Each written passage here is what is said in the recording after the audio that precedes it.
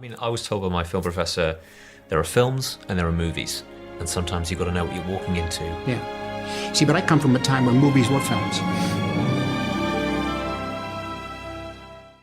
The Kryptonian, the Man of Tomorrow, Clark Kent, Kal-El, the last son of Krypton, the Man of Steel, Superman. This episode has been a long time coming. Superman, 1978. I've had this in my calendar, in my notes to do for a long time. I don't even know exactly how this episode will play out.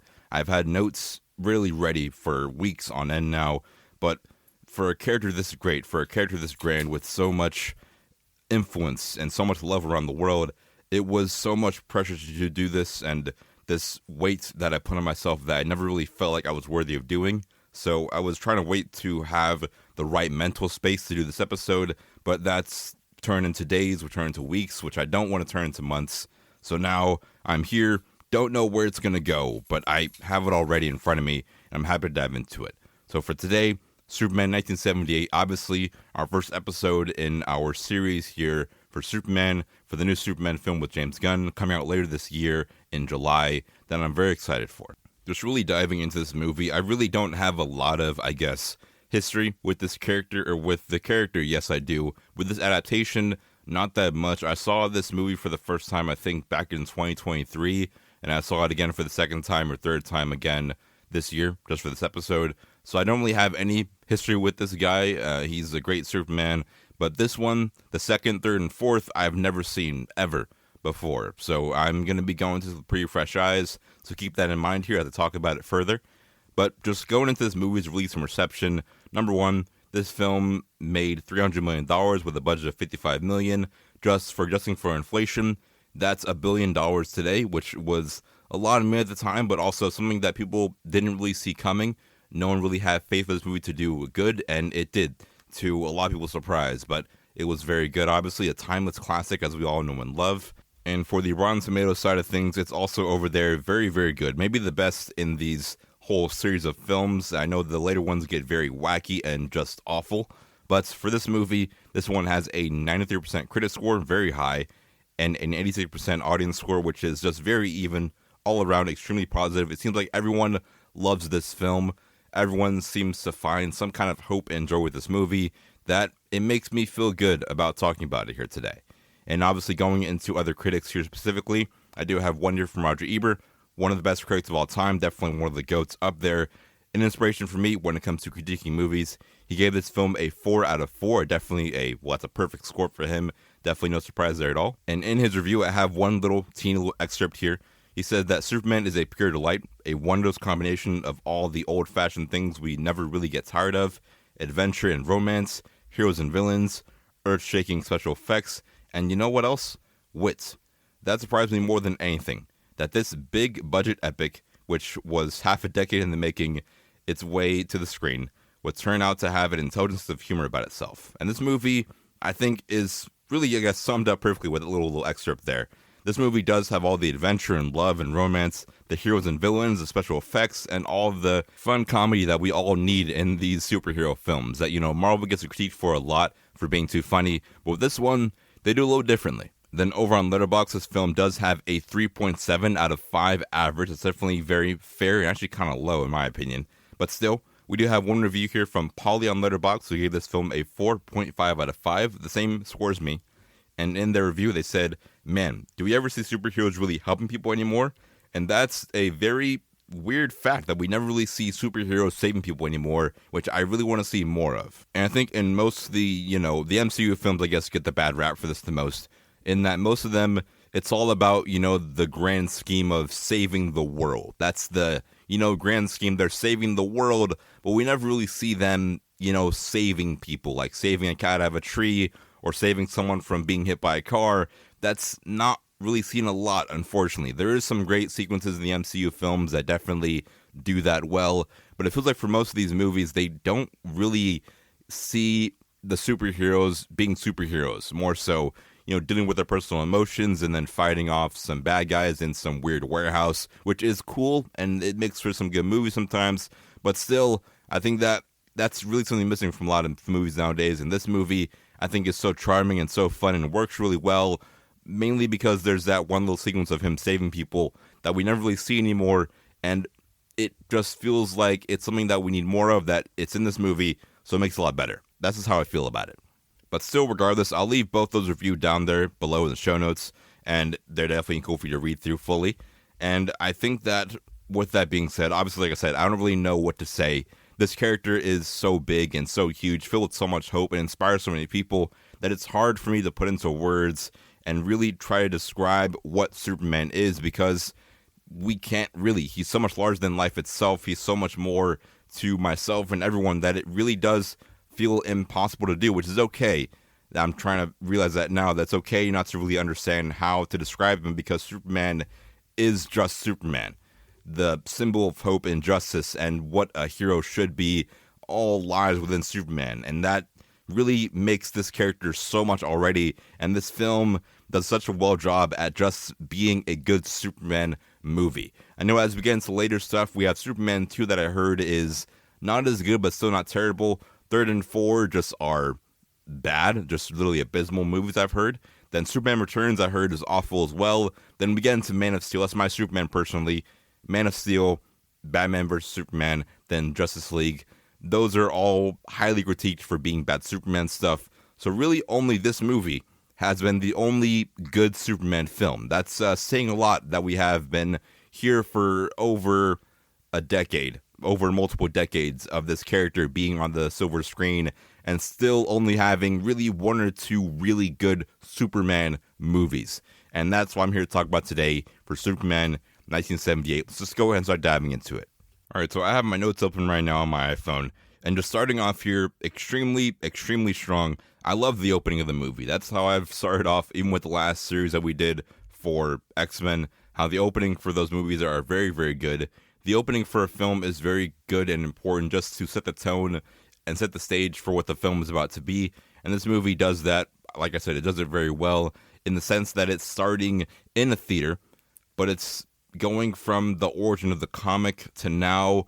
And I like that the movie itself is extremely aware, and the creators are very, very aware with this movie just how important the character really is. Like I said previously, it's so hard to be able to talk about a character that means so much. It means just everything to so many people that this feels like more than a character. It feels like something even beyond whatever we can even conceive of. And that's what I think makes this movie just so special. And the opening of the movie, just showing the comic and then showing just the impact that the character is going to have in the context of the Metropolis, or the world, the fictional world of Metropolis, how much of an impact it will have there, but also it's acknowledging the fact that the character is going to have an impact on our lives and our daily lives throughout all time, throughout history. That's just so cool, and it's so, I guess, kind of breaking what the fourth wall of everything and being self-aware that it's a comic that can be messy and confusing, but also I think that it makes it just brilliant in a way to show that yes, it's a comic, yes, it is having this massive impact on the fictional world and also the non-fiction or real-life world. That means everything. That shows just how much importance and pressure is coming from doing this and making this movie and talking about it now. I still don't feel like I'm worthy or have what it takes to do this, but I'm still doing it, and that's what I think makes Superman so great. I mean, just seeing a guy wearing a Superman shirt somewhere in a random crowd, you'll feel what that character is in that moment and just how much it means to that person and just everything all around it. It just makes me speechless. I think that it's so cool seeing that we have so many different kind of superhero films nowadays. We've had a lot of Batman stuff. We've had a lot of, Spider-Man, Avengers, this, that, and the third. But nothing, I think, has come out that I feel the pressure and the weight and just how important the movie is going to be. Unlike Superman with James Gunn, there's been, Spider-Man No Way Home, that was huge, a massive movie, but still, that movie, I don't think that really was the same kind of effect and kind of aura that this Superman film is having on me right now. The fact that movie, it feels like so much more. We haven't had a Superman movie in over 10 years. The last time we had a Superman film was when I was in elementary school. That's insane to think about right now. I'm feeling definitely in unk status for sure. But still, in this very long opening for this deep dive already, the fact that this comic is here in this opening, It means so much to me. I can talk about this alone for hours, but still, there's a full movie to talk about after this one, so I just got to go into that one right now. And then immediately after the opening, there's a 5 minutes title card opening that I think is cool, because in movies nowadays, we don't really see a lot of the credits in the opening, but still, it's like 5 minutes long is crazy to me to think about, but it is what it is. And Marlon Brando as Jor-El, brilliant. Marlon Brando is, he's, it's Marlon Brando. We all know how good he is. And I do love just already going back into the weight and just how cool this film is and this character is. I have always loved the origin of Superman, or I guess more recently I've grown to love it a lot more. And definitely with Man of Steel, that one does it really cool as well. But with this movie, I think that it does just kind of give us the opening that, look, there's some biblical influences here. There's nothing bad about that. The Bible's been around for a little bit of time, nothing crazy. But still, the Bible's been around for a long time. The fact that it has a influence on a lot of media, nothing wrong with that. It's okay. There's nothing bad about that. But, I like seeing that General Zod, the origin of the fall of Krypton, and then we see Jor-El and the weight of him sending his only begotten son to Earth. Totally no influence to anything else previously before. Definitely nothing at all. But, still, him sending his only begotten son to Earth and then feeling that weight and that sadness already adds another layer of pressure and this responsibility for Clark Kent. Even though he may not have even wanted it, still, it's applied to him. And then a little, a mini thing here. I like that when Krypton explodes, it hits the lens of the camera. That's just a super cool little thing I saw in the movie. I was like, whoa, that's kind of cool. It literally, you can tell it's a miniature model. That's a lot here in the movie, a lot of miniature stuff going on. But still, I like that when it explodes, it literally hits the camera. That's so cool. I just geek out over that kind of stuff with technical kind of things like that. It's super fun. But still, I like that, I think that Clark Kent being this messianic figure is what really makes the character. It's no surprise here. Like I said, there's been a lot of influence from the Bible, throughout a lot of media. There's a lot of influence of that. But still, I like that he's born with this power. He's born with this higher purpose already. His parents really sent him to Earth to be this greater figure for them. And they're a very young species, and he's being sent there to be more and be greater than what Krypton was previously. And him being the last Krypton, it's such this massive weight on the character that I do really, really enjoy. And then the line that I think about a lot with this movie and with other films, it's from The Amazing Spider-Man. And in that movie, Uncle Ben says that you're going to have these great gifts and these great things you can do. And if you have that, you have a moral obligation to do those things. Not about choice, about responsibility.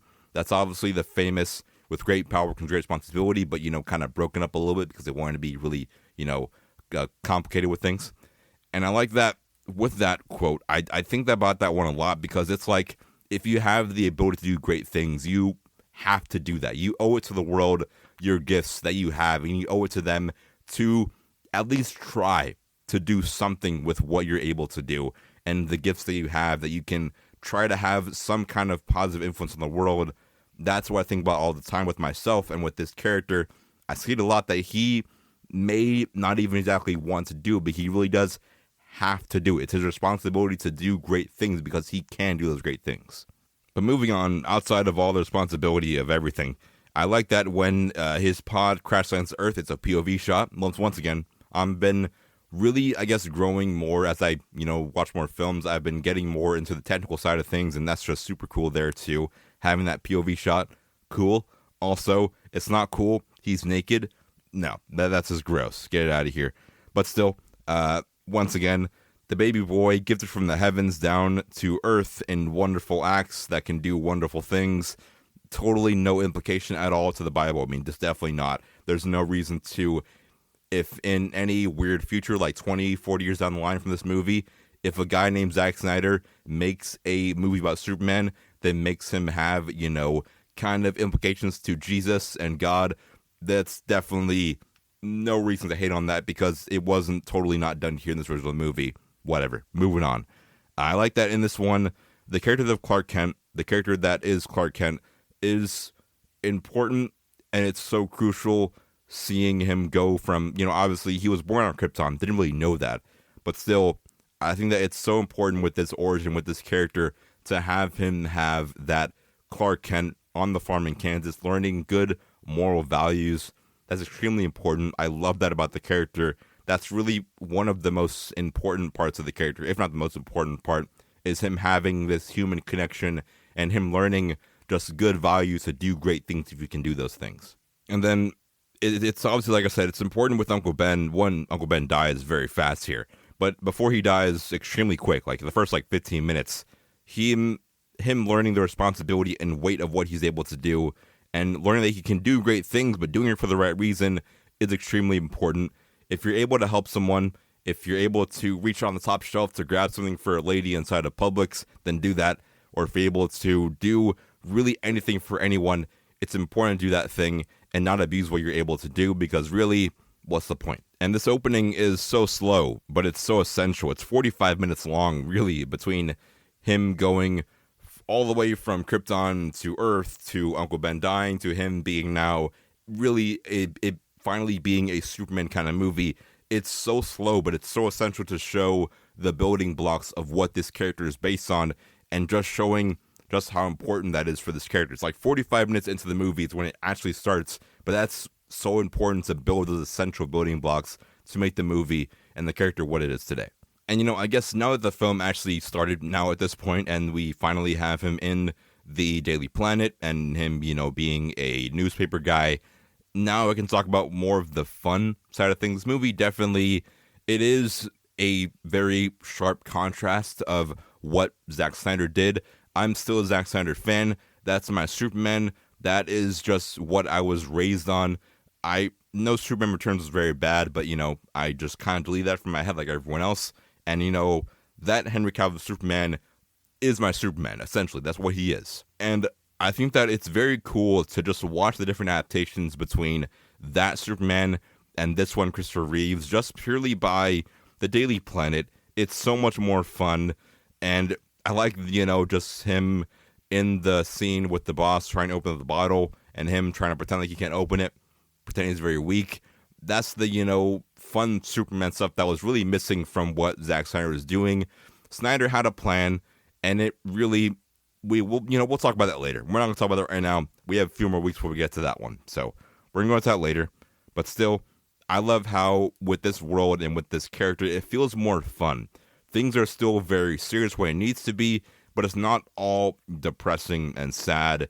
And, like I said, it works for over there, but for here, listen, we're going to get there eventually. It's going to be a very long conversation for Man of Steel and Batman vs. Superman, but for now, we're here with this one, and it's a whole lot of fun. I do enjoy that. I do appreciate that. What I don't really appreciate, though, but I'm not exactly mad either, is, we don't get the suit for an hour, which, I think that, honestly, that might be accurate to a lot of other comic book films, not having the suit for a while, but still, you got to think it's been an hour now of me in the theater not having a Superman moment for the Superman movie. I would start to get a little bit upset, but still, regardless, it's here and it's cool and it's fun. And I do like, him saving Lois Lane and that, very iconic moment, "Who's got you?" And when he's flying out to save her from falling, that's everything for the character. That's all the fun moments with Lois and Clark that we really did need in that movie for Man of Steel. And it feels so refreshing to see that happening here, happening now. It really does make me kind of hate what Snyder did, because I had a friend a while ago when I worked at Chick-fil-A. He told me that Man of Steel is a good movie, but it's not a good Superman movie. That's the main problem with the film. It's not a good Superman movie. This movie, Superman 1978, is a great Superman movie first. And is it a good movie also? Yes, it is that also. So I definitely do appreciate what they're able to do with all the fun, having the charisma, but also, like I said, keeping it very serious when it really needs to be. And then also the iconic line of Lois asking Clark Kent, "Who are you?" And he says, "I'm a friend." That really also just encapsulates everything that the character is supposed to be. It's just extremely perfect at capturing what Superman is supposed to be in this movie, that I just can't help but appreciate it in every single scene. And then the montage of him saving people. I talked about it earlier, how in most of these common modern day Superman and just superhero films all around, they don't really save people ever, it feels like. In some occasions, yes, they do, But in this movie, they dedicate a solid sequence to him just saving people. And that is everything for the character. My only con for this sequence is that it's at night, which may be them trying to hide some of the VFX and wire stuff. That's very common even today in filmmaking to, kind of just plan out a sequence to really just try to hide some of your VFX stuff and make it a little bit easier in post-production. That's extremely possible. But, I think that it definitely does hinder this moment by having it set at night. That's just a little personal gripe. If you're going to do Superman scene, I would rather have it during the day. That's all I'm saying. And, the night stuff more for Batman, day stuff for Metropolis more for Superman. That's the contrast that I'd like to see. But, like I said, a very small gripe. It is what it is. And, honestly, now that I'm actually talking about it, and just me, even when I was watching the movie, it's so... I guess I don't really feel anything bad or good about it, but it's definitely apparent that this movie is just so simple. It's such a basic, simple Superman story and a Superman movie. It doesn't do a lot. It plays it very, very safe. It does some bold things, but still, it definitely, I think, is what a Superman film should really look like. It's definitely the standard for what it should be. As I was kind of writing this episode and kind of just thinking about how am I going to do this, I was thinking about it. They talk about it in Daredevil. I'm seeing this whole concept from Daredevil. But it's kind of like how with all these Superman films, it's one big tapestry. And you have the old stuff, Superman Returns, you have the cartoon stuff, you have Zack Snyder stuff, you have everything in one big tapestry. All the comics, all the movies, all the shows is all just one big painting. And it's going to be impossible for me to just truly appreciate all of it and understand and explain all of it without just kind of just appreciating what it is in the moment. That's kind of how this film feels. My next major huge green flag for the movie is just the Superman and Lois Lane sequence. That whole date night thing is everything for the character. Also, like I said, something that's really missing in the Snyder stuff is just Superman being happy and being joyful. Once again, completely different movie, but still, that stuff of Superman being happy and joyful and just him being a cheerful guy isn't there, which I don't appreciate. And it's just so simple and so easy to have Superman and Lois on a date, him explaining to her where he came from, her powers, the suit, etc., them flirting a little bit, them going on a flight up in the air through the night sky, through the clouds and the stars. That's extremely simple to do. Really, anyone can do that, but no one has. Really, barely anyone has done it. And that's what I think makes this movie so good, is just hitting all of like the basic notes for the adaptation for the character, and then doing that pretty well makes it one of the best ever. It's really that easy. It's not even that hard to do, but they do it and do it very efficiently, and no one really has ever. And I think really for me, I had on my notes here too, it wasn't really until this moment with Christopher Reeves, with Lois, and seeing more of the human side to Clark Kent and Superman in this moment, that's when I realized that he's really just perfect for the role. I mean, Superman with Christopher Reeves, it may never be this good ever again. And I mean, I love Henry Cavill also. Henry Cavill, I don't want to talk about it right now, but Henry Cavill is just really good. I hope that David Cornsweet's also very good. We'll never know, but we'll happen to know soon in July. But still, I think that what Christopher Reeves did, it'll never be matched ever again. I haven't seen the later stuff yet. I haven't seen 2, 3, or 4. Heard they're awful, but we're going to get there soon. But as it stands right now, it may never come another day where someone's going to be able to play this character this good ever again, which is okay.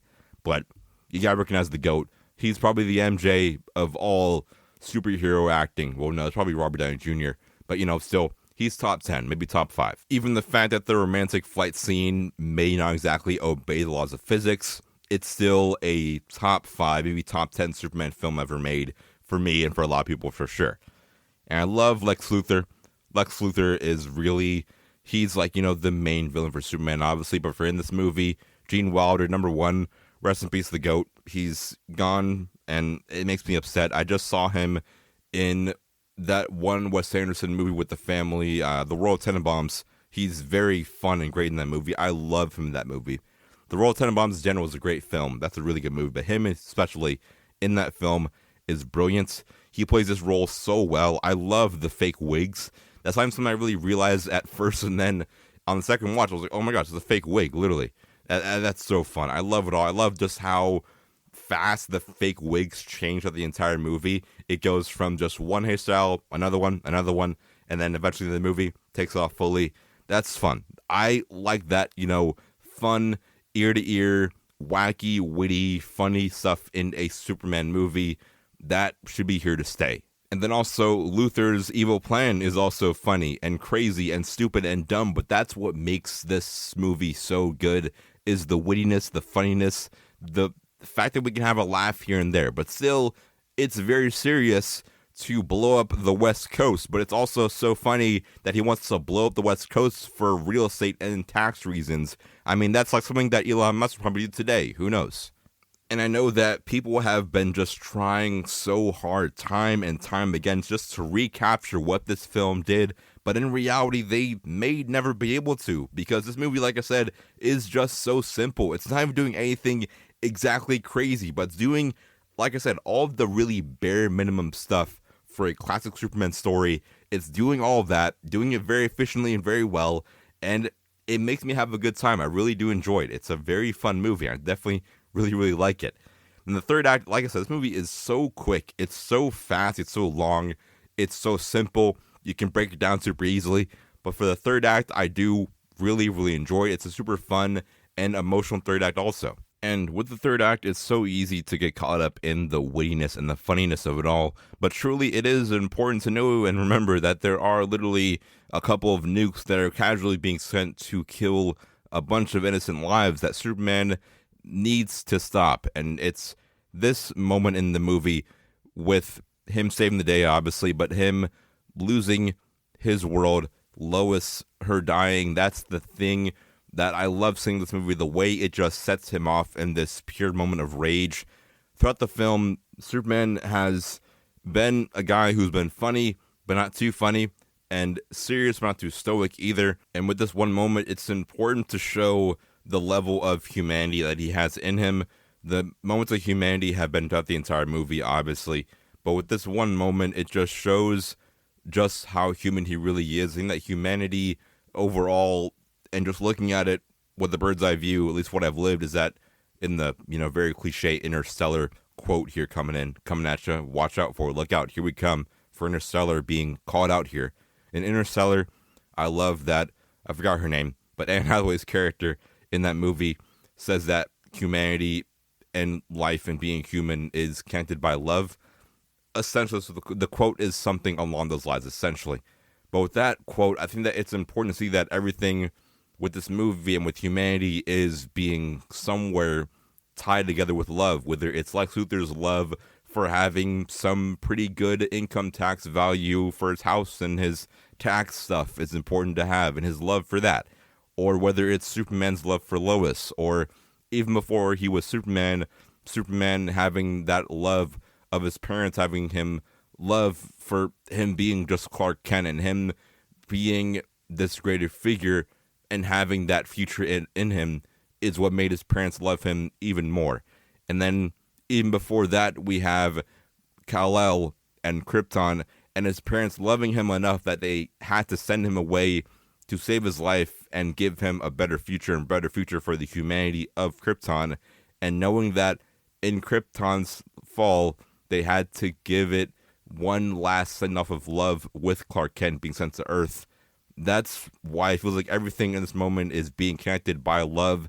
And his action here with him going back in time to save Lois Lane is another act of just true love for this woman, that he really does love, and he knows that he can do whatever it takes to do great things and save this person, that he'll do those things, regardless of the fact that it goes against what his father said of not to abuse or change human history. He has the power to do something great and the responsibility, therefore, to save Lois Lane. And he did go against what his father said, and that's definitely controversial. This one moment is extremely controversial, but I think that if you were in his shoes and you were in Superman's shoes, able to save a loved one's life and go back in time to do it, then you probably do the same thing. Maybe that's just exactly what it means to be Superman, is love. And choosing to take the risk to love something or someone so much more, maybe even more than yourself, but loving someone, something so much to where you would do it immediately again and again, despite the consequences and the risk and the danger. You're going to do it regardless of that. And doing it, obviously, because you love to do it, but also doing it because you have to do it, because you have the responsibility to do that thing. There's so much to dive into and talk about when it comes to Superman. There's a lot here with this character, and just with this one movie, it's just one tiny speck on that very massive tapestry, like I said previously before, with Superman and the character and the mythos. There's just so much to dive into. This is just one small speck, but I truly do love this film. It's just incredible. It's classic. It's timeless. It does what it needs to do, and it does it very well. And it'll never really get old, ever. And with all of that cliche and very simple movie out of the way, the bad guy's locked up, Superman flies away into the camera, smirks at the audience, and then the movie cuts and fades to black, and that's it. That's the movie. It's all done. It's all over. And my final score for this movie, it's an A. Not an A+, it's not a 5 out of 5, but it's an A. It does what it needs to do, does it well, does it very basic and cliche, but gets the job done. That's all I can ask for. And now for the future, obviously there is Superman 2, which I heard is actually good. It has General Zod. I love that character, mainly from Man of Steel. But still, I've never seen that movie. I've never in my life seen Superman 2. I know you're probably going to say, what kind of movie fan are you to never see? Yeah, I know. Relax. Just calm down. But still, that's it. Review's over. If you want to leave, you can leave. If you want to stay, I do have some awards to give out here, so I'm just going to be giving those out for a quick second. Then we're going to go ahead and fade away to cut to black for this episode, and then get ready for next week. But if you want to leave, you can leave. If you want to stay, it's going to get a whole lot more fun. So just stay tuned for superlatives. You are a blowfish. What? Lady, whatever you're selling, I ain't buying, yo. Well, my name is Skylar White, yo. I get a spot? Okay. So now just going into our awards here, this is just a few little Superman kind of themed awards here. So for our first one, what is the superest moment? I think that it is him going back in time. That's my favorite moment from the film for sure. If I had to pick a runner-up, I would, I guess, just say him saving Lois then. Maybe that was a pretty strong number 2. And there's my favorite quote of the movie. It's still, "Who are you? A friend." Very simple, very basic, but still I love that quote. I love it a lot. And then who's the best non-Superman character? It is a 3-way tie for me just because these 3 actors and 3 characters are just so good. But for my 3-way tie, the best non-Superman characters are definitely Lois, then also Jor-El. I mean, Marlon Brando, it's just, it's Marlon Brando, so relax. He's going to be good in everything, doesn't matter. Then my number 3 is Lex Luthor. That's my big 3. And they're just extremely strong characters. Even outside of Superman, they're very, very strong. And then going into our Buzz from the Backlot, a Superman-themed Buzz from the Backlot here. Maybe asking yourself, what does this even mean? What is Buzz from the Backlot? It's just film fun facts. In this case, fun fact of Superman 1978. So let's go into these fun facts here. For our first fun fact here, I do have that Clark Kent and Superman's hair part on opposite sides. That's just a super, very little easy fun fact, but still, I do like they just took that touch to make the difference there with Superman and Clark Kent. A little bit more sense made with it. That's all. Then for our second fun fact here, I do have that Christopher Reeve worked out so much during the making of this film that the traveling matte shots taken of him at the beginning of the shoot did not match later shots, and they had to be retaken. That shows just how much he grew in this movie. Christopher Reeves, he was the GOAT. He's my number 1, maybe. And number 2 might be Henry Cavill, but we'll see how this series goes on with these 4 and see how that might change in the future. But for our third and final fun fact here, I do have that Christopher Reeve was an unknown actor at the time. The credits and in nearly every trailer for this film lists Marlon Brando and Gene Hackman before Reeve, who played Superman. That's just so cool, I guess, seeing that he was an unknown guy before, then now, I mean, rest in peace to the GOAT. He was so good. I love Christopher Reeve still. He was awesome. I really do miss him, truly. But for our last thing here is for the MVP, the most valued player of this film. I do have a list of a few actors here just to give some nominations out, and then I'll be awarding the main guy here. Our main guy or gal MVP will be announced right now. So, for nominees, I do have Christopher Reeve. For no explanation needed there, Christopher Reeve is our first nominee. Second nominee goes to Marlon Brando. Congratulations, buddy. Third nominee goes to Gene Hackman. Rest in peace to another GOAT here. I miss you as well, buddy. Third nomination goes to, fourth one goes to Margot Kidder for her role as Lois Lane. And for our fifth and final MVP nomination, maybe asking, who is it? Who is the final MVP? Who could it be? Well, the nominee here for our final nomination was the one, the only. I do have Terrence Stamp here. Maybe asking, who the heck is Terrence Stamp? Well, he played Zod, and he was in the movie for Zod in the first 5 minutes. Maybe saying Logan. He has a minute and a half of screen time. He has aura. He's cool. I like Zod, so he gets a nomination here. That's why he's in here. But for the winner, for MVP, I do have to give it over to Christopher Reeve, the GOAT. And I'm going to be, very sad to give this one out here. I do miss Christopher Reeve. It's so sad how he died, but I really do miss him. I think that us, talking about this series of Superman is going to be just a cool way to look back on the incredible movies that he did in the past, and I definitely do appreciate him for it. Well, with all that being said, that is definitely this episode completely wrapped up and done for the day. If you can, we're on Instagram, TikTok, all those places. If you want to leave us a review as well, leave us a review. It keeps the lights on, keeps the fridge full. Thank you for listening to the show. It's been a fun time, I hope, for you as well. And until next time, stay swagged out, stay cool, watch more films, watch Underdog and Superman 2. And until next time, I'll see you boys in the movies.